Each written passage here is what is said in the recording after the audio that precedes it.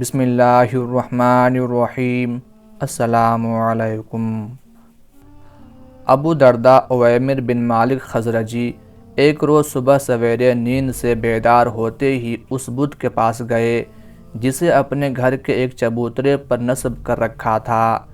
جھک کر اسے سلام کیا اور وہ عمدہ عطر اسے لگایا جو اپنے تجارتی مرکز سے لائے تھے۔ بعد ازاں وہ بیش قیمت ریشمی کپڑا اسے پہنایا جو ایک روز پہلے ایک یمنی تاجر نے انہیں بطور تحفہ دیا تھا۔ دن چڑھے ابو درداء گھر سے نکلے اور اپنے تجارتی مرکز کا رخ کیا تو کیا دیکھتے ہیں کہ یثرب کی سڑکوں اور بازاروں میں پیروان محمد صلی اللہ علیہ وآلہ وسلم کا ہجوم ہے۔ وہ معرکہ بدر سے فتح یاب ہو کر شاداں و فرحاں واپس لوٹ رہے تھے۔ ان کے آگے آگے قریش کے قیدی سر جھکائے ذلت و رسوائی کی تصویر بنے جا رہے تھے۔ ابو درداء یہ تعجب خیز منظر دیکھ کر ایک طرف ہو گئے۔ اچانک ان کی نظر ایک خزرجی نوجوان پر پڑی تو اسے حضرت عبداللہ بن رواحہ رضی اللہ تعالی عنہ کے متعلق دریافت کیا۔ خزرجی نوجوان نے انہیں بتایا کہ وہ معرکہ بدر میں شریک ہوئے تھے اور وہاں سے فتح و نصرت کی خوشیاں اپنے دامن میں سمیٹے ہوئے واپس لوٹ آئے ہیں۔ ابو درداء کے استفسار پر خزرجی نوجوان کو کوئی تعجب نہ ہوا کیونکہ یہ ان کے باہمی دوستانہ تعلقات کو جانتا تھا۔ زمانۂ جاہلیت میں یہ دونوں بڑے گہرے دوست تھے۔ جب اسلام کا ظہور ہوا تو حضرت عبداللہ بن رواحہ رضی اللہ تعالی عنہ تو حلقہ بگوش اسلام ہو گئے لیکن ابو درداء نے پہلو تہی اختیار کی۔ البتہ ان دونوں ساتھیوں کے مابین گہرے تعلقات بدستور قائم رہے۔ حضرت عبداللہ بن رواحہ رضی اللہ تعالی عنہ ملاقات کے لیے وقتاً فوقتاً ابو درداء کے پاس آتے اور انہیں اسلام کی طرف دعوت دیتے، شرک سے اجتناب اور نور اسلام سے فیضیاب ہونے کی مسلسل تلقین کرتے رہتے۔ ایک دن ابو درداء اپنے تجارتی مرکز پہنچے۔ مسند پر بیٹھتے ہی خرید و فروخت میں مشغول ہو گئے۔ ملازمین کو مختلف فرائض سر انجام دینے کے لیے حکم صادر کرنے لگے۔ انہیں اس بات کا کوئی علم نہ تھا کہ ان کے گھر آج کیا نیا واقعہ رونما ہو چکا ہے۔ عین اسی وقت حضرت عبداللہ بن رواحہ رضی اللہ تعالی عنہ خیر سگالی کے جذبے سے سرشار ہو کر اپنے دوست ابو درداء کے گھر تشریف لے گئے۔ کیا دیکھتے ہیں کہ دروازہ چوپٹ کھلا ہوا ہے، خاتون خانہ صحن میں بیٹھی ہوئی ہے۔ آپ نے سلام کہا اور پوچھا کہ ابو درداء کہاں ہے؟ اس نے بتایا کہ وہ دکان پر گئے ہیں، تھوڑی ہی دیر بعد آ جائیں گے۔ آپ نے پوچھا کہ مجھے اندر آنے کی اجازت ہے؟ اس نے کہا بڑی خوشی سے تشریف لائیے۔ اتنا کہہ کر وہ اپنے کمرے میں چلی گئی، گھر کے انتظامات اور بچوں کی دیکھ بھال میں مصروف ہو گئی۔ حضرت عبداللہ بن رواحہ رضی اللہ تعالی عنہ سیدھے اس کمرے میں پہنچے جس میں ابو درداء نے پوجا پاٹ کے لیے بت نصب کر رکھا تھا۔ بغل سے کلہاڑی نکالی، بت پر زوردار وار کیا اور اس کے حصے بکھرے کرنے شروع کر دیے۔ کلہاڑی کا وار کرتے اور ساتھ ساتھ یہ الفاظ کہتے جاتے، جس کو بھی اللہ کا شریک ٹھہرایا جاتا ہے وہ باطل ہے، جس کو بھی اللہ کا شریک ٹھہرایا جاتا ہے وہ باطل ہے۔ جب اسے ٹکڑے ٹکڑے کر ڈالا تو گھر سے نکلے اور اپنی راہ لی۔ ان کے چلے جانے کے بعد درداء کمرے میں داخل ہوئی۔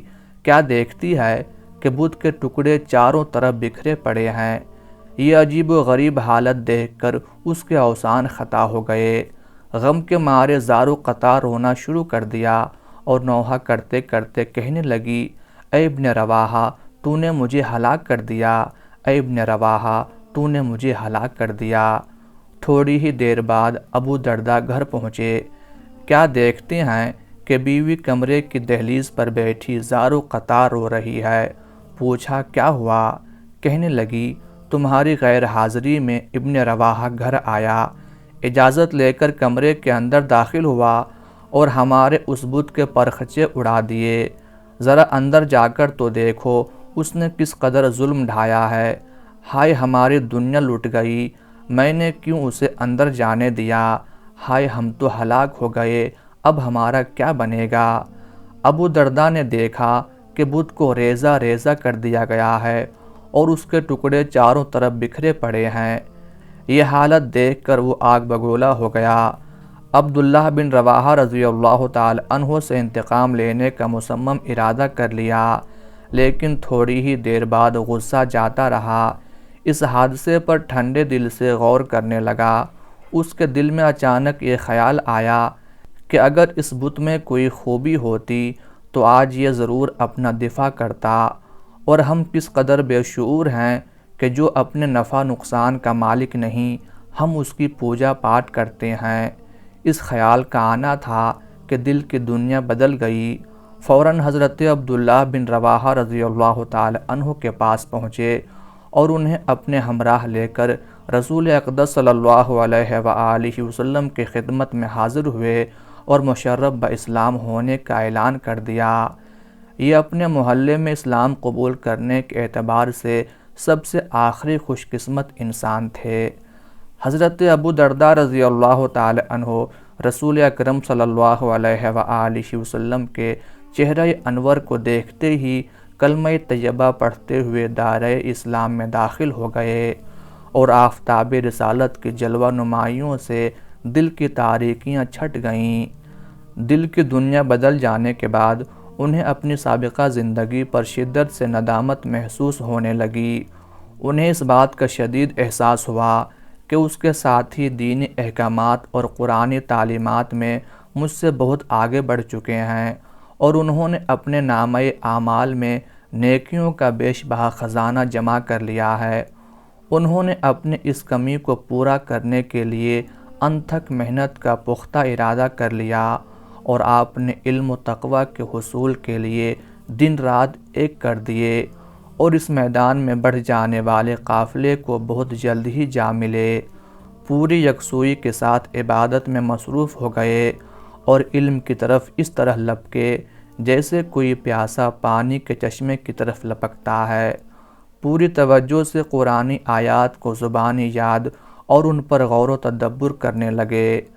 آپ نے جب یہ محسوس کیا کہ تجارتی مصروفیات عبادت کی لذت پر اثر انداز ہو رہی ہیں اور علمی مجالس میں بہت بڑی رکاوٹ بن رہی ہیں، تو بغیر کسی تردد کے تجارت کو خیر بات کہہ دیا۔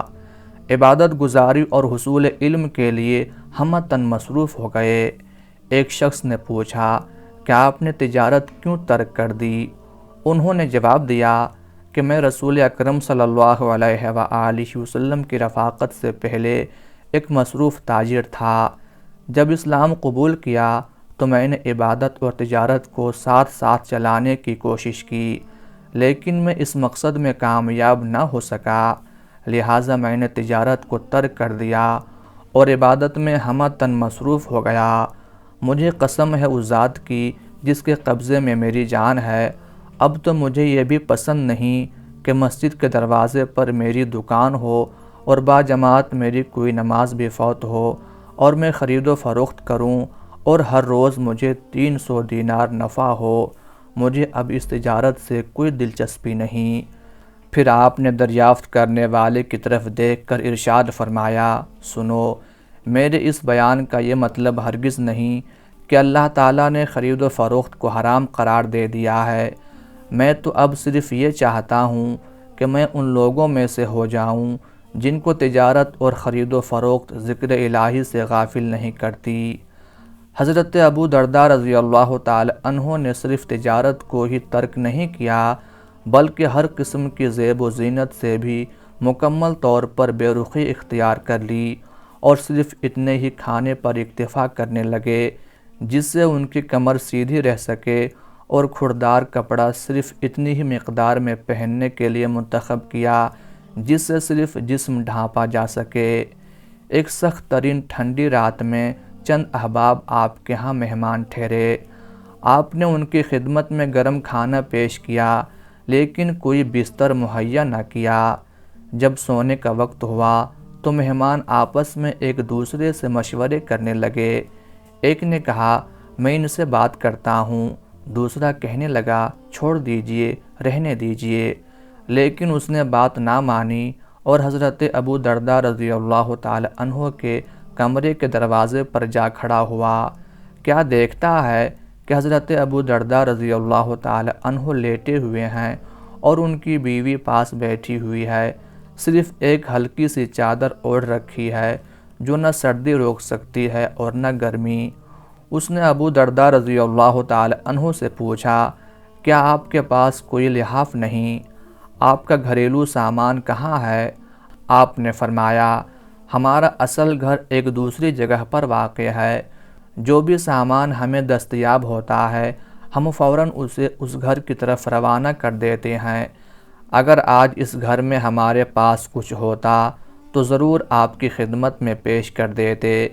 ہمارے اس گھر کے راستے میں ایک دشوار گزار گھاٹی حائل ہے، اسے عبور کرنے کے لیے ہلکا پھلکا راہی بھاری بھرکم مسافر سے کہیں بہتر رہتا ہے۔ ہم نے سوچا کہ اپنا بوجھ ہلکا کر دیں تاکہ آسانی سے اس دشوار گزار گھاٹی کو عبور کر سکیں۔ پھر آپ نے دریافت کیا، کیا تم میری بات سمجھ گئے ہو؟ اس نے جواب دیا، ہاں میں بالکل آپ کی بات اچھی طرح سمجھ گیا ہوں، اللہ تعالیٰ آپ کا حامی و ناصر ہو۔ حضرت عمر فاروق رضی اللہ تعالی عنہ نے اپنے دور خلافت میں ارادہ کیا کہ حضرت ابو درداء رضی اللہ تعالی عنہ کو شام کا گورنر مقرر کر دیا جائے۔ انتہائی عزت و اکرام سے اس عہدے کی پیشکش کی، لیکن انہوں نے انکار کر دیا۔ جب حضرت عمر رضی اللہ تعالی عنہ نے بہت اصرار کیا تو فرمانے لگے، امیر المومنین، اگر آپ کو یہ پسند ہے کہ میں اہل شام کو قرآن و سنت کی تعلیم دوں اور انہیں نمازیں پڑھاؤں تو میں بطیب خاطر یہ فریضہ سر انجام دینے کے لیے تیار ہوں۔ یہ بات سن کر حضرت عمر فاروق رضی اللہ تعالی عنہ نے اپنی رضامندی کا اظہار کر دیا تو آپ ارض شام کے صدر مقام دمشق کی طرف روانہ ہو گئے۔ وہاں پہنچ کر پتہ چلا کہ باشندگان دمشق ناز و نعم کی زندگی بسر کر رہے ہیں، آسائش و آرام کے دلدادہ ہو چکے ہیں۔ باشندگان دمشق کی یہ حالت دیکھ کر آپ بہت پریشان ہوئے۔ آپ نے لوگوں کو مسجد میں جمع ہونے کی دعوت دی۔ جب لوگ اکٹھے ہو گئے تو آپ کھڑے ہو کر فرمانے لگے، اے دمشق کے رہنے والو، تم میرے دینی بھائی ہو اور دشمنوں کے خلاف ہمارے معاون ہو۔ اے ساکنان دمشق، بھلا میری محبت و مودت اور میری نصیحت کو قبول کرنے سے تمہیں کیا چیز روکتی ہے؟ میں تو تم سے کوئی چیز طلب نہیں کرتا، میری نصیحت تمہارے فائدے کے لیے اور میرے اخراجات کا بوجھ تمہارے علاوہ کسی اور کے ذمے ہے۔ میں دیکھ رہا ہوں کہ علماء اس دنیائے فانی سے اٹھتے جا رہے ہیں اور ان کی جگہ پر کرنے والا کوئی پیدا نہیں ہو رہا۔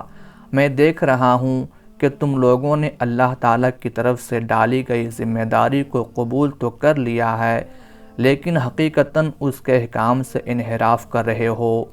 میں دیکھ رہا ہوں کہ تم اتنا مال جمع کر رہے ہو جسے تم کھا نہ سکو گے، اور ایسی امیدیں لیے بیٹھے ہو جنہیں تم پا نہ سکو گے۔ سنو، تم سے پہلے بہت سی قوموں نے بے انتہا مال اکٹھا کیا، اسے دل و جان سے عزیز جانا اور سنبھال کر رکھا، لیکن تھوڑے ہی عرصے کے بعد وہ سارا مال تباہ و برباد ہو گیا، ان کی تمام امیدوں پر پانی پھر گیا، آبادیاں قبرستانوں میں تبدیل ہو گئیں۔ اے ساکنان دمشق، ذرا تم قوم عاد کو دیکھو، جس کا اپنے دور میں روئے زمین پر رعب و دبدبہ تھا، جس کی اقتصادی حالت نہایت مستحکم تھی، جسے اپنی افرادی قوت پر ناز تھا، لیکن آج اس قوم کا نام و نشان نہیں۔ یہ وعظ سن کر حاضرین مجلس دھاڑے مار کر رونے لگے۔ چیخ و پکار کی دلدوز آوازیں مسجد سے باہر سنائی دے رہی تھیں۔ اس دن سے حضرت ابو درداء رضی اللہ تعالی عنہ لوگوں کے پاس کثرت سے آنے جانے لگے۔ بعض اوقات آپ بازار میں تشریف لے جاتے، مسئلہ پوچھنے والے کو تسلی بخش جواب دیتے، جاہل کو تعلیم دیتے، غافل کو تنبیہ کرتے، اور ہر مناسب موقع کو غنیمت جانتے ہوئے اس سے بھرپور دینی فائدہ اٹھاتے۔ ایک روز آپ کیا دیکھتے ہیں کہ کچھ لوگ ایک شخص کی پٹائی کر رہے ہیں اور گالی دے رہے ہیں۔ آپ نے ان سے دریافت کیا کیا بات ہے؟ انہوں نے بتایا یہ شخص کبیرہ گناہ کا مرتکب ہوا ہے۔ آپ نے فرمایا بھلا مجھے یہ بتاؤ، اگر یہ شخص کنویں میں گر جاتا تو کیا تم اسے باہر نہ نکالتے؟ سب نے یک زبان ہو کر کہا کیوں نہیں؟ آپ نے فرمایا اسے گالی نہ دو اور نہ اسے مارو، بلکہ اسے نصیحت کرو اور صحیح راستہ دکھاؤ، اور اللہ کا شکر کرو جس نے تمہیں اس جیسے گناہ سے محفوظ رکھا ہے۔ ان لوگوں نے آپ سے پوچھا کیا آپ کو یہ شخص برا نہیں لگتا؟ آپ نے فرمایا میں اس کے برے فعل کو تو ناپسند کرتا ہوں، ہاں اگر یہ توبہ کر لے تو یہ میرا دینی بھائی ہے۔